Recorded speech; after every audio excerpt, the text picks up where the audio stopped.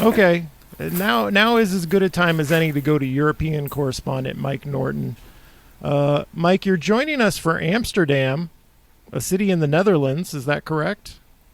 That's right, John. I'm joining you live from Amsterdam, where cannabis has been legal for adults for decades and the trains still run on time. It's amazing technology that we can have you here on a podcast live from the Netherlands, isn't it? That's right. Really, we're living in the Very, future. It's amazing that, yeah, it's amazing that you could afford to fly him over there, John. yeah, and I you're didn't you're realize there. that Wedge Live was so flush. Right. You're there to tell us what Europe's reaction to Martha Holton Dimmick losing last night is, because going into the election, all of Europe was about to write off Minneapolis and Hennepin County as a lost cause, no longer worthy of allyship. We couldn't be trusted if we would elect someone such as Martha Holton Dimmick to be our top prosecutor. Like, what are those Americans doing? What are those Hennepin County residents doing? I think was a phrase used in an editorial in a large British newspaper. But you're over in the Netherlands. What is the reaction there to last night's? In Amsterdam, the city, there are a lot of Mary Moriarty fans. However, in Greater Holland, particularly Zwede Holland, there were a lot of Dimmick supporters and a lot of people that thought that she was right for the county attorney role. But at this point, Amsterdam has moved on. The bitterballen has been fried, so to speak, and they're on to new topics. Okay. Well, Mike, the real reason you're here is you provided all of us with free drugs. Complimentary, I would say. Some of us have used them tonight. Some of us haven't. Some of us weren't aware that this was going to be a thing. Diana, if Mike had given you free drugs, would you have used any of them tonight for this drug-fueled election results? Maybe after the podcast, but not during. I'm not a huge THC person, so. Sure, to each their Do own. you not respond to it? I grew up evangelical, so I've never really had a lot of it. I'm with you. So, I haven't used drugs my entire life until they became legal and a upstanding entrepreneur like Mike Norton started selling them in a legal way. Didn't use it all. And I found that one has no impact. Is that 5 milligrams, I think? One? And then That's correct. 2 also has no impact. I'm a large 220-pound man, I think, and they just no impact until I got to 3, and I felt a little goofy. That's my review of the Mike Norton brand drug chocolates. Yeah. Well, I will also say my experience is sort of a combination between the two of you. I grew up evangelical, but I'm also a large person and has dabbled in some THC use in the past, but it never impacted me. And I had a lot of different experiences with THC, and it never, made me feel anything more than maybe a little sleepy. But I have noticed that with Mike Norton's chocolates, if I eat 3 of either of the 2 chocolate varieties from Baja, Ontario, I kind of achieve a relaxed kind of floaty feeling, which is pretty nice for somebody who deals with chronic anxiety. It's cool that we've shifted into commercial for Mike Norton's drug company. Yeah, I knew you wouldn't write a place, so I want to go to Data Maestro Josh Martin in the Election Center. Statistically speaking, isn't it true that Mike Norton's Chocolates is a much better name than the stupid name he gave his company, which is Baja, Ontario? Why would you name your company Baja, Ontario? That's a joke you make to yourself, and you overestimate how much people will be amused by it. Taylor, what do you think? We were jokingly calling them, before we knew the name and everything, and he just told us he was developing these. We were jokingly calling them Norton Nugs. So that's kind of what they are in my mind still, Norton Nugs. That's also a better name. Yeah. Josh, what do you think? What does the data tell us? We haven't poll tested this, but I don't know. I think the data does support that Norton Nugs would be a better name. Yeah. But nobody is abused by Baja, Ontario. People are just confused. You're more confusing people than amusing people, Mike Norton. who we have lost. We've lost Mike Norton. He fell in Yeah. a canal or something. Yeah, he's he had to jump into a ship that was moving through the canal to foil some international spies or something like that. Anything could be happening. It's Amsterdam. Yeah, Diana, do you pay attention to state politics? I don't pay attention to state politics much at all. So I do. I was wondering if you could opine on the big. It seems like a big deal that the DFL will control the governor, the House, State House, and the State Senate. That seems like a big deal. Can you speak to us about that? First time since 2014, which is really good. It's good for the DFL agendas. We'll be able to push more progressive things through. One of the things from my end, since LGBTQ issues is my focus, is that we're going to be able to, Dibble is finally going to be able to push forward his conversion therapy ban, which has been stymied by Republicans' hold on the Senate for a while. So I'm really excited about that, a statewide ban on it. And we're also hopefully going to be pushing for a ban on the trans panic defense, which is still a legal defense in Minnesota. So that would be really good.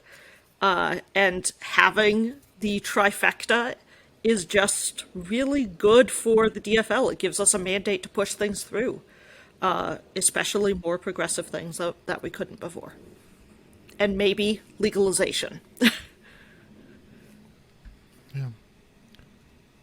Mike, we were talking about legalization of cannabis, and I understand that in your role as Minneapolis DFL vice chair, you have a challenge to issue to the new DFL state senate.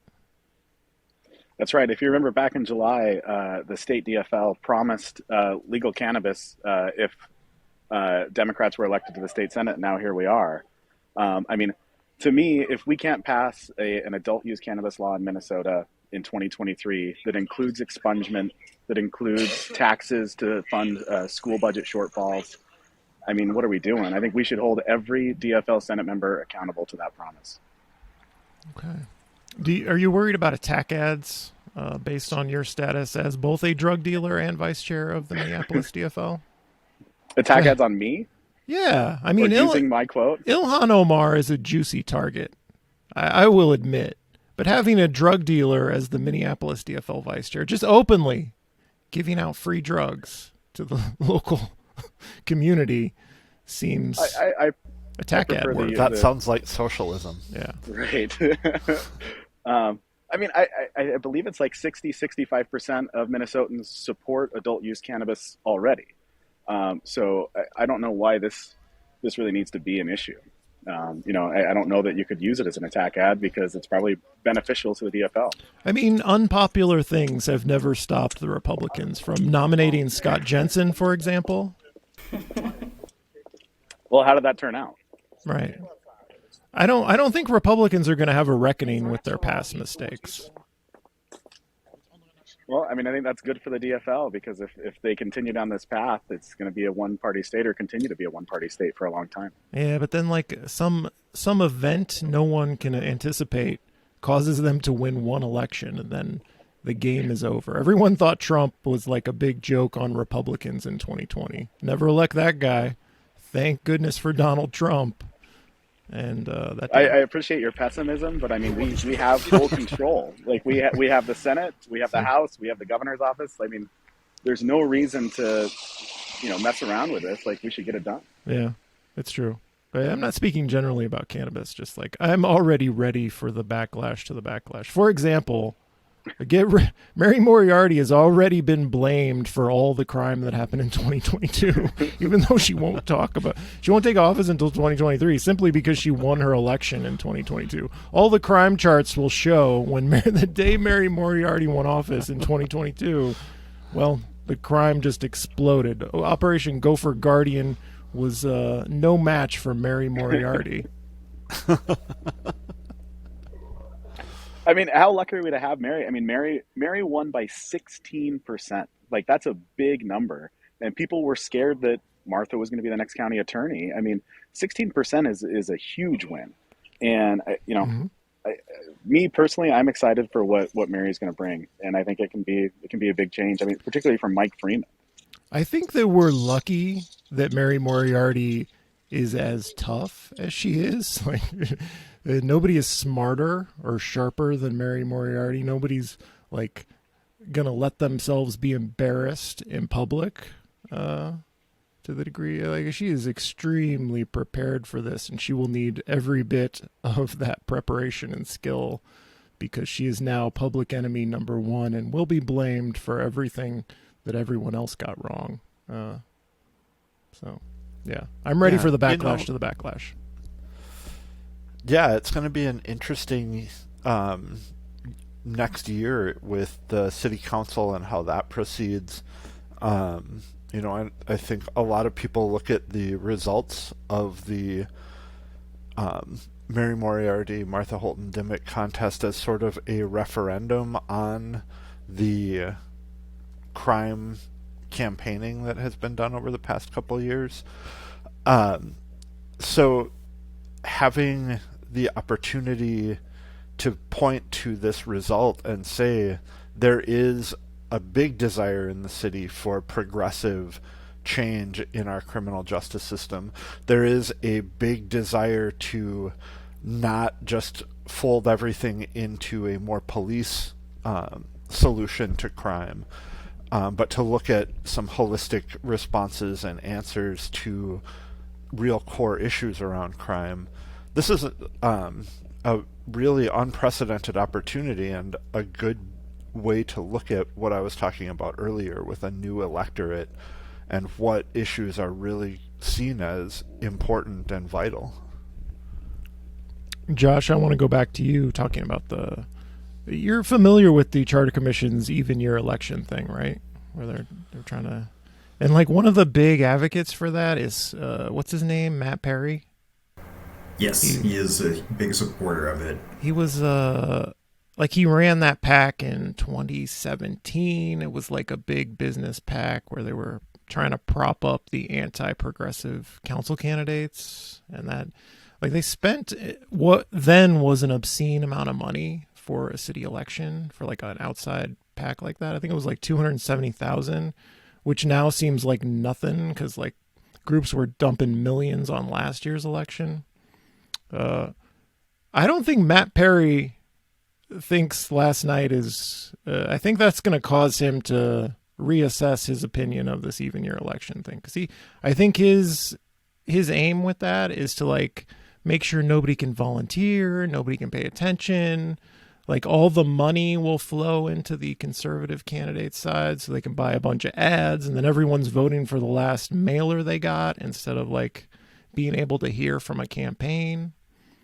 I kind of see this even year election thing fading away unless somebody on the progressive side is like, hey, this can benefit me. Yeah, we definitely should do this. Yeah, we'll see. Matt Perry is only one member of the commission, and he's not the only one that's pushing the issue. And I'm not sure all of them are doing it for the same reasons as Matt Perry. But it's going to be a while until we find out what the commission decides to do with that, because the issue is there's some state law conflicts currently, and it's probably going to be a few years before that changes, if at all. So, it might not even be the same members on the commission by the time they finally are able to make a decision on that. Who are the other members that like it? Because I found it hard to tell. I think Clegg seems okay with it. Who are the other people? Clegg is the main person pushing it. He was the one who originally proposed it. He's been kind of shepherding it through the work group process. He was a big supporter of maintaining the work group's existence, even though they can't currently do it due to state law conflicts.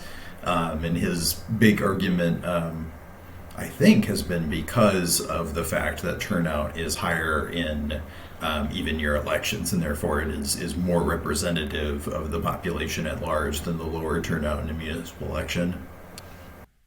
I've been on the fence about whether I like the idea because of the like splitting volunteer time, splitting people's attentions. I don't know. I think Barry Clegg is a smart guy and is not like openly corrupt in any way, but I think he is still motivated by doing things that are in his political interest. So I don't know. Jason, what do you think about even year elections? You for it? You against it? Yeah, I support it. I grew up in another state where this was just how it was done. It didn't seem to throw anybody off, wasn't an extra burden. I can see the concern around splitting people's volunteer time and things like that. But I also think that knowing a lot of people who do a lot of campaigning, I think, like Taylor mentioned earlier, with election fatigue really setting in, I think we're seeing a lot of the people who volunteer with campaigns and do power a lot of that are starting to burn out too. And I think if it was, a more broad representative election or electorate for an even year election cycle, they would be so much more engaged. It would be so much easier to get the word out, and people would be more receptive to hearing about it, because it's not just year after year of, in some cases, the same politicians every 2 years that you're hearing from again and again. The more I think about it, the more I think it's extremely dangerous for conservatives, because now that the mayor is the whole game, if you also move this to a potential midterm or election year, a presidential election year, somebody like Ilhan Omar runs for mayor, or some other somebody who's good at getting lots of media attention, becoming like a very well-known, high-name ID progressive, because the electorate will be progressive. It's just a matter of like how many people will know about this candidate. We could elect a very progressive mayor, and then everyone is crying about how we have everyone who pushed for the strong mayor system is crying about how this awful, no good, far left mayor is ruining things for them. So I feel like I'm making a great case for our conservative charter commission to forget they ever had this idea. I apologize. We could have had even year elections. Well, the good news is I doubt that Barry Clegg cares much what you think. Oh, sure he does, Jason. So, you don't think he likes me? He once responded to one of my tweets. I know. I think he likes you. I just don't think that he necessarily cares what you think about the things that he is interested in. I believe Barry Clegg respects me. I don't care what you say. Maybe we could have. I think it's well within his purview to respect you or not. How's that? Barry Clegg, if you're listening, email newsroom@wedgelive.com. I'll send you my phone number, and we can text about having you on the podcast to talk about local issues. That's a sincere promise. I think we'll have a great conversation. I'll bring Josh on. Everybody. Josh, one of the things I'm surprised about you is how everyone on the Charter Commission seems to like you more than me. I don't know what to tell you. Some of them seem to appreciate the notes that I take, because it does help spread the word about what the Charter Commission does, which it's not always a focus of the mainstream media unless there's something really controversial in the news, like Question 2. They use the notes themselves sometimes just to look back at what happened at a previous meeting. So I think they appreciate that someone's paying attention to them. And I don't know, maybe I'm not quite as mean to them as you are. Probably. You're putting the city clerk out of a job by taking such good notes that our city's independent boards and commissions are like, what happened at our last meeting? I don't know. Josh Martin has a Google Doc, though. Let's consult that. Diana, you're a member of the Trans Equity Council. Is that the name of it? Yeah, the Transgender Equity Council, and I am co-chair of it. Co-chair. You recently gave a present. Speaking of our city's independent boards and commissions, whose membership is made up of vast majority of them are residents of the city, I think, unless there's been a waiver. So, Yes. yeah. How has your experience been serving on a... Frustrating, but also very good. Like learning a lot about how the inner politics of the city works has been really fascinating. And stuff, but also being on an advisory board, I just get to be the annoying leftist who is like, no, we should do this. Like, we need to prioritize this, blah, blah, blah. While the city is like, well, we can't do that, my voters. Yeah. Do you think the recommendations you recently made to the city council is going to have an impact, or are they just going to dismiss you as a far left activist group? Yeah, we're seeing support for a bunch of the recommendations within the city council already, which is really good. And so if we have our monthly meeting tomorrow, so if anybody wants to come to that, the information's up on the LIMS system. But there's a lot of support from within the community as well, because one of the things that we do on the TEC is to meet with community groups and stuff that are working in a bunch of different issues. Last month we heard from Southside Harm Reduction Services and all of that. So we are trying hard to push the council to consider the complete diversity of the city when they are making their decisions. Is there a particular recommendation you made that you're very excited about and think like, wow, this could happen? We could really make this happen? Yeah, under the reorganization that's happening with the strong mayor stuff, they've made the Department of Racial Equity actually into like an entire department rather than just a division under the city coordinator's office. And that's a little into the weeds, but we're hoping that they will support putting in an LGBTQ equality division under that, which would make for an official position within the city government that handles LGBTQ issues and works and coordinates with the Civil Rights Office and all that to help LGBTQ Minneapolis residents, which would be great and add to the legacy of our city as a place for the queer and trans community. Taylor, I wonder if you were chosen to serve on one of the city's independent boards and commissions, which one would you want to serve on? Oh, God. Probably one for, like, pedestrian stuff or bike lane stuff. That would be a safe one. Okay. Yeah. Scooter stuff. Yeah. Scooter agenda, sure. Taylor, how many of Mike Norton's chocolates have you ingested? I think 6, maybe. Wow. Yeah. Is it having an effect? Not as strong as you'd think, but I have a pretty high tolerance, and like edibles typically don't make me really messed up. They are really nice though. Like typically, edibles just don't work on me. Like I don't get much of an effect, but like the Baja Ontario ones that are especially like the caramel and the chocolate ones really work the best. I don't know if it's something with like the fat content and the THC, but those are just like Jason said, they're kind of like an enjoyable, like warm body high feeling. So no, I'm not like messed up.